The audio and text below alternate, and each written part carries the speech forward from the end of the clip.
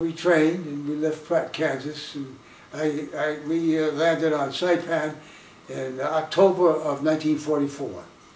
And my first mission was in November of '44 on Japan. And then I went by 40 missions. We were the first ones to find the jet stream. We take off, fly the deck at 1,000 feet, and then about a couple hundred miles out of Japan, we go up to 29,000 feet.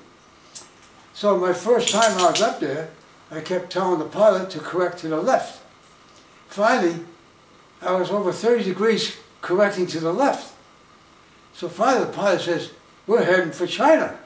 I says, "Yeah." I says, I'm getting 35, 40 degrees of drift up here. So it's phenomenal. I said, never experienced it. But I said, you got to keep going up. You got to keep the heading. So here's Fujiyama was our initial point. Fujiyama was that one big mountain. So we're flying there, and we're seeing Fujiyama off the right wing on the trailing edge.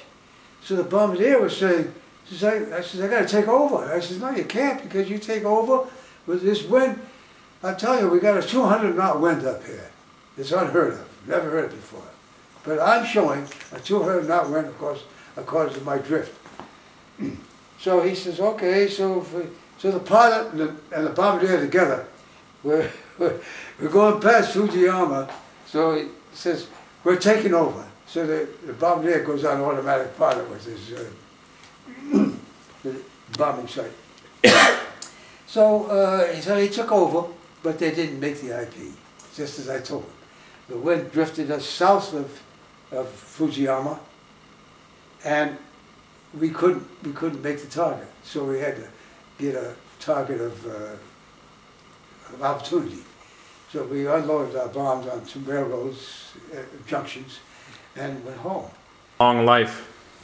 Well, I blame it on, you know, I was born 1919. 1929, the crash came. Of course, that was the wealthy people got hit. But then the American worker got hit in the 30s. There was no work because everything was shut down. And my mother and father came from Italy, so my father couldn't find a job. And the red-blooded Americans couldn't find a job. So, but my uncles, they came over, and when they were fishermen on the Adriatic Sea. So when they came over, they bought a boat, and they went dragging. So the net dragged the bottom of the ocean, of the floor. They dragged Long Island Sound all the way to Narragansett Point, Rhode Island. And so we ate fish.